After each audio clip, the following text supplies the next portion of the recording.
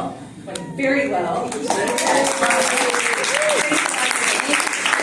without them, we would not have any of these programs. We wouldn't have some of our materials, some of our summer book clubs. We could have 2 really good adult book clubs. So come one, come all, starting June 1st. So look, on the 2nd, 3rd floor, we'll have books that you can take, and we'll have some really good nonfiction book about the birdwatcher, by birdwatcher Chris Cooper. So that's going to be super fun. And we also have a fiction book about zombies, and I cannot recall the title or the author, but it's very well regarded. So there's that. So the anticipation. Without both, and also, of course, the Emerald Literary Guild, without which we would not be having Windfall. So thank you to them as well, and thank you to all of you. And without further ado, Joe from the Emerald Literary Guild.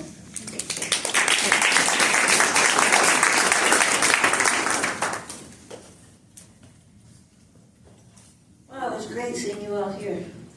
Love it, full chairs. Anyway, special for us today because Amanda and Dianne are our fellow Emerald Literary Guild officers. So, that makes it special. Amanda's going to read first. And she is, well, having spent much time in the 17th century and disco bars, has published in Agni, Northwest Review, Plowshares, Sinister Wisdom, plus anthologies like The Assignment is So Gay, Sibling Rivalry. Recent poems appeared in Pensive, An International Journey of Spirituality and the Arts, and Beyond Queer Words. Her chapbook, Prowler, is at Finishing Line Press. Awards include an Oregon Literary Fellowship and NEA Translation Award. She translates Spanish, Baroque, love poetry written to women by women, queer Latin American fiction, and children's books. She long taught Spanish literature and translation at the U of O, and now, in downtime, helps rouse kindly and worthy rabble. So hopefully we'll see all of you at the march on the 19th.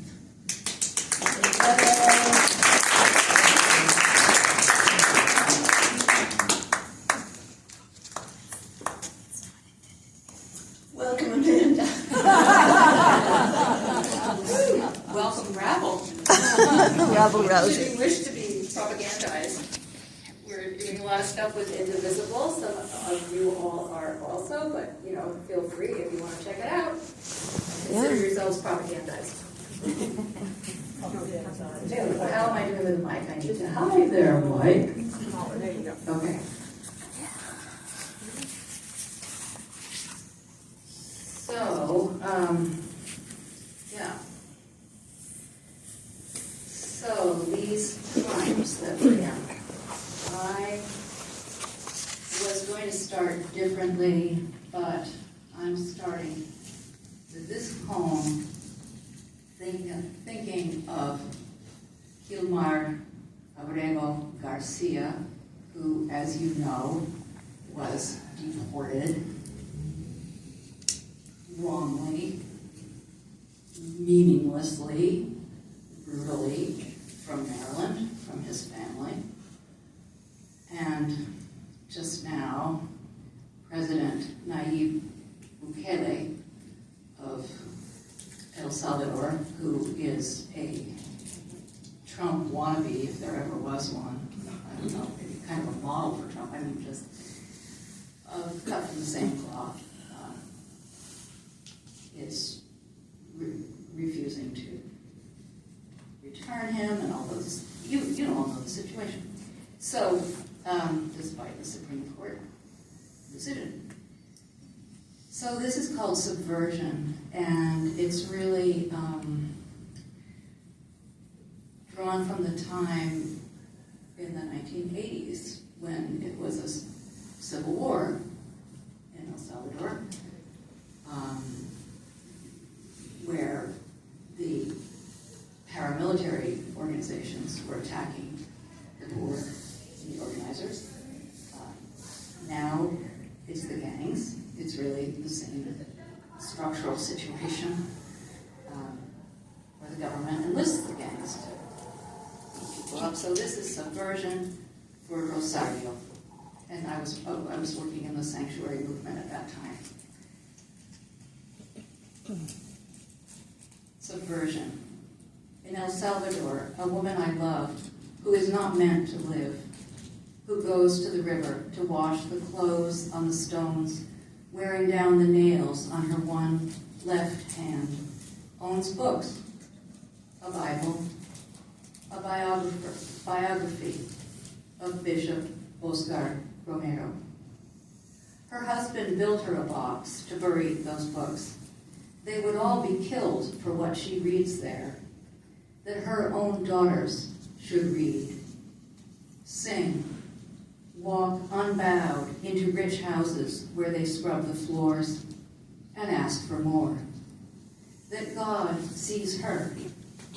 She reads slowly, aloud. When that bomb blew away their roof, her hand, and bit deep in her youngest girl's skull, in arms and backs, and they began these years by foot from province to province.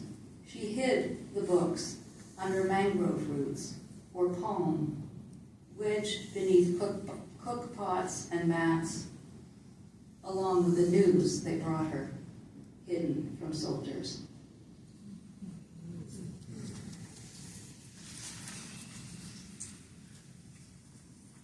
And so how are we all coping with this time? I get a lot of thinking done I always have really, but through insomnia. So this one is called Presidencies of 2 to 4 a.m. And it reveals one of my strategies, which is to really kind of retreat to cloud cuckoo land and imagine things being different. So some of you will catch all the references here, and some of you might need to Google later, but you'll get the idea. Presidents I wish we could look back on. Presidencies of 2 to 4 a.m. From the toss of REM, the depths of memory foam, a question jolts me upright. So, is all this chaos and destruction in fact deliberate, rather than the unwitting outplay for these resurgent clowns? If so, to what ends? Oh, right, I see. This irreplaceable planet tossed under the crush of spaceships and bunkers, to be leased to other unsightly gazillionaires. All for the self-supposed winners to reap their ultimate profits, King Midas's gift, and Faust's side of the devil's deal. Gold, that is, and oil and raw power. With bonus, guaranteed destruction of soul, plus death for their own darlings. And goodbye to ancient rooted frondy or ice crystal beauties, while unbearable as what is happening in Gaza is, more Gazas happen. I can't not see it and can't take it, so through another door, does your bed, like your mind, also have alternate doors? I'd go visit my most cherished presidencies. Starting with favorite 2-term Adlai Stevenson, a household god when I was very small, of talk above my mother's red-checked tablecloth, who, as I wish we could all recall, if peace can be hurried, did so, to a ripe old age of friendship with Jacobo Arbenz in Guatemala, who in turn spurred lasting, sustainable progress in Central America, like their pal, Patrice Lumumba in Central Africa, through all the years of beloved, distinguished service as Prime Minister of Congo, surviving and thriving through every dispute, every international cultural congress, to each late-night eventual working agreement over ashes and dregs of another dinner. I'm there for the laughter and analysis shared when President Salvador Allende travels north to congratulate President-elect Shirley Chisholm. The savvy, humorous eyes behind those glasses, both of them, with a cool to end unjust wars, a warmth to uphold all the poor. Bringing anticipation to what, with support and prodding from us all, our newly elected President Kamala Harris may now accomplish. Right.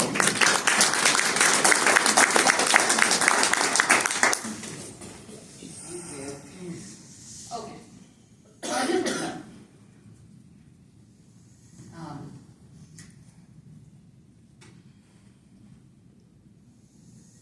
We just celebrated in Eugene last Saturday a really fabulous lesbian potluck. Some of you here now were there. We had about 100 people.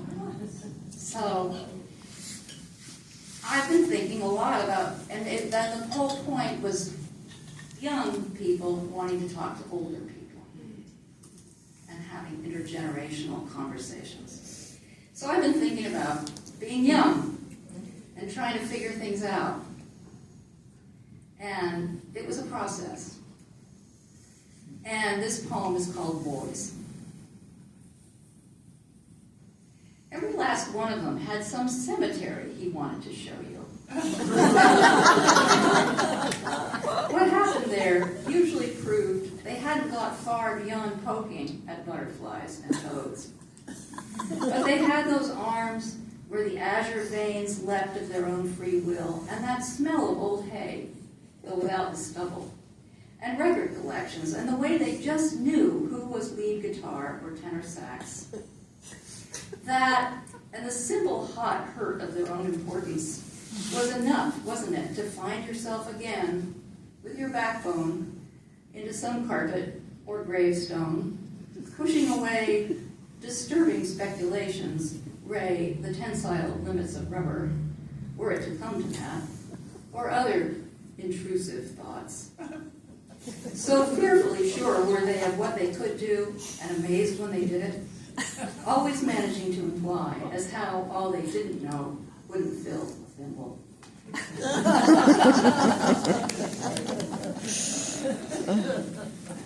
And this too is on that, in that vein of the whole long finding my way, figuring things out, having attractions, having, having situationships, that very good concept that now exists. This is about a situationship and somebody else who really wanted to make me part of his situationship, I guess you could say. This is called, it's a little bit longer, it's called The Marian Kind. At the Chinese restaurant on Church Street in Harvard Square, we meticulously try to pincer a wild storm with chopsticks. Michael is such a nice young man, graduate librarian. I am a nice young woman out of high school, working by day a donut counter. His helpful, honest, hermetically sealed look, helpless at me. With knowledge I don't yet know, I know what he's wanting on this date, as Nixon pouts on a wall-suspended TV, oceans thrash under our porcelain rice bowls, and words we don't have rip silent down the plunge I bet Michael thinks he wants to take.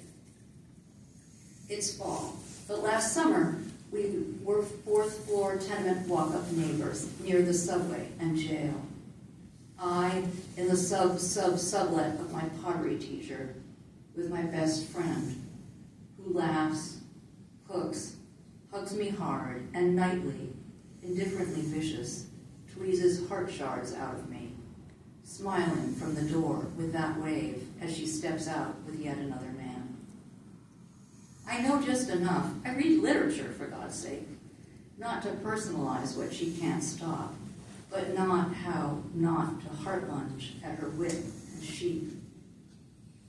While Michael, in shy button-downs, pressed even in steamy smog, lives across the landing with Charlie, so pretty, requiring exclamation points always, exalted queen of those Boston bathhouse, ferny, reedy fens, bar-hopping, pill-popping, cop roundup times.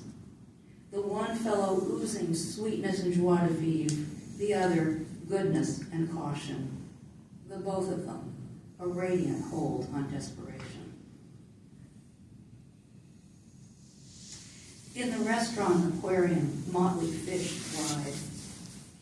Nearly imperceptible beads mist above Michael's kind, glazed gaze. One greeny fish scoots to tuck hidden away in the sweet little castle. Michael has taken me to his orderly Harvard library. He has a life.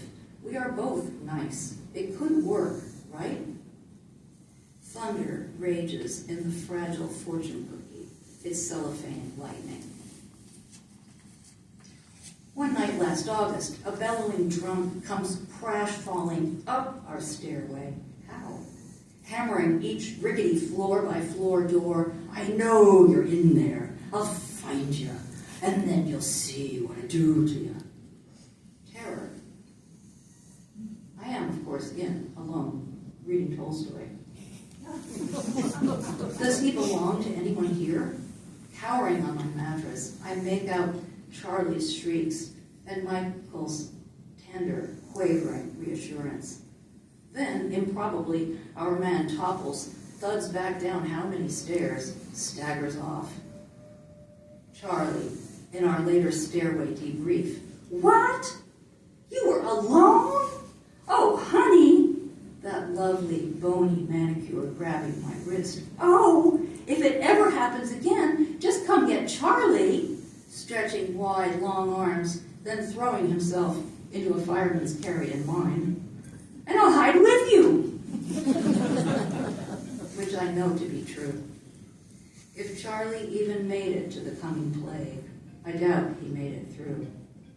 But oh, Michael, dear man, here now in 1972, over linoleum, under fluorescence, rice grain by rice grain, terror by shame, stutter by hard truth. Though the girl I so longed for left with a shrug back to school. If it must come down to it, I'll marry Charlie.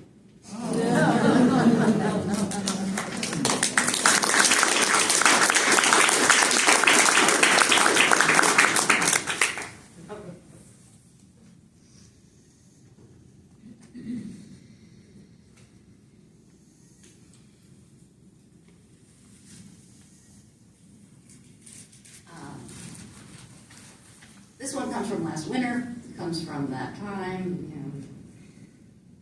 December, January. What's 2025 going to be like? And, the walks that we all take.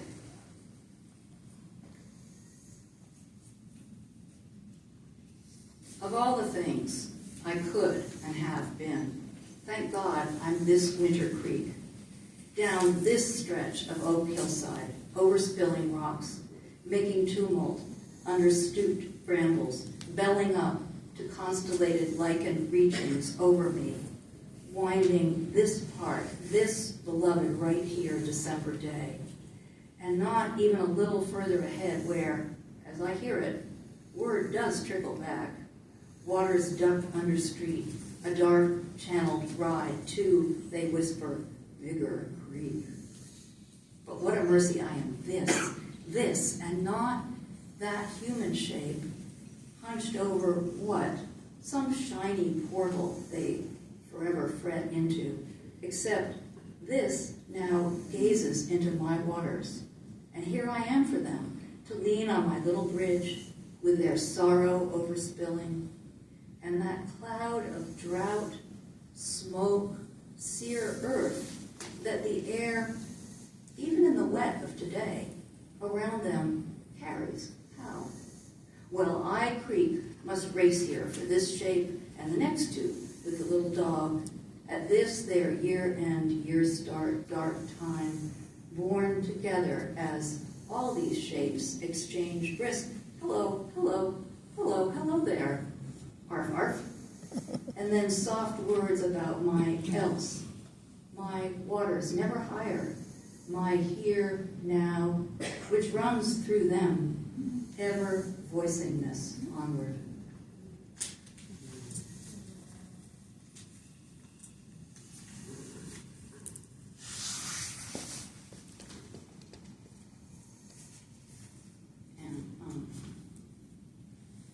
That one's in the little freebie, and I hope you'll take one.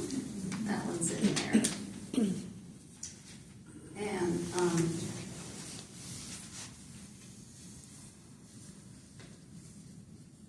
I missed one. I misread my list, but this one is in my chapbook, Prowler,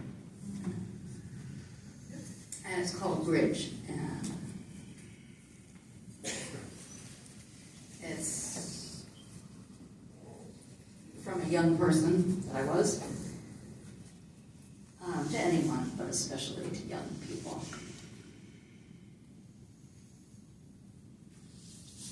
Bridge.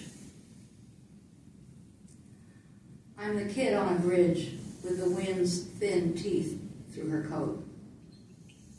Oh, there's something you need to know. I probably have to rewrite this poem. There's something you need to know, which is it uses the phrase subway token. So unless you're, like a million years old like me, there used to be these little things, and you had to buy one to ride the subway. And I have to figure out how to update the poem, because it kind of matters that it was, like a little, slightly heavy little thing in your pocket. Okay, I'm going to start with, pardon that. Bridge. I'm the kid on a bridge with the wind's thin teeth through her coat. 2021. I'm the blue nylon coat, its fraying cuffs. I'm the stone in the young woman's pocket. I'm the booze. I'm the pills. I'm a stranger's bed. I'm the stranger. I'm the gunmetal luster of winter water, 30, 40 feet down. I'm the subway token, just in case, sunk deep in her other pocket. I'm everything that's happened to her since. Okay.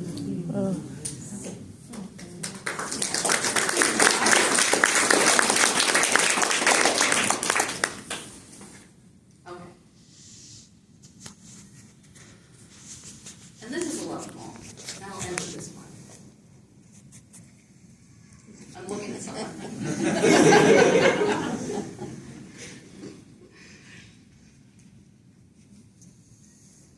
Let's see, what do you need to know? I don't know. Well, I'll just help you out by saying it.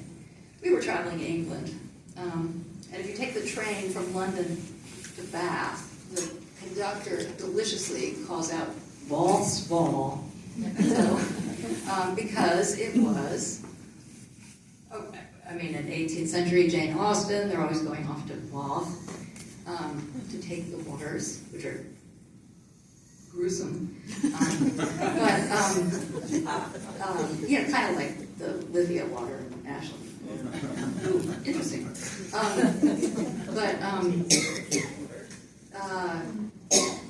But also for, people long, long, long ago, like the Celts, the Romans. Okay.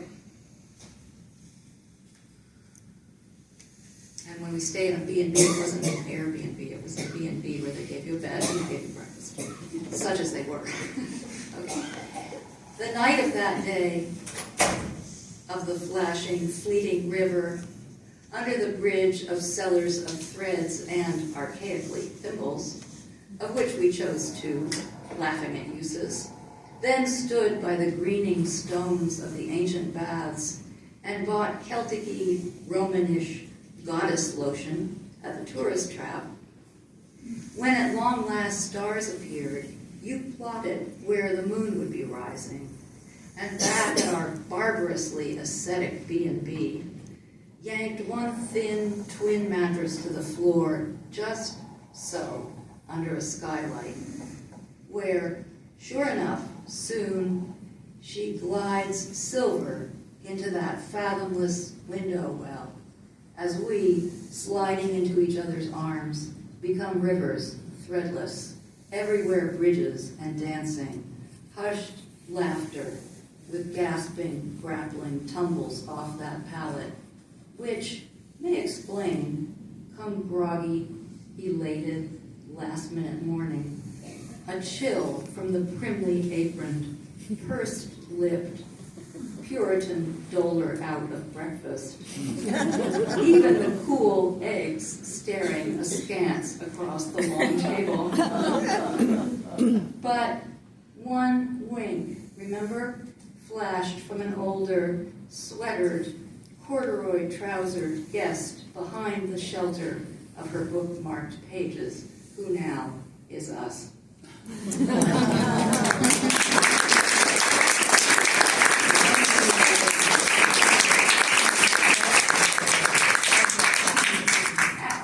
you'll have Dianne Dugaw.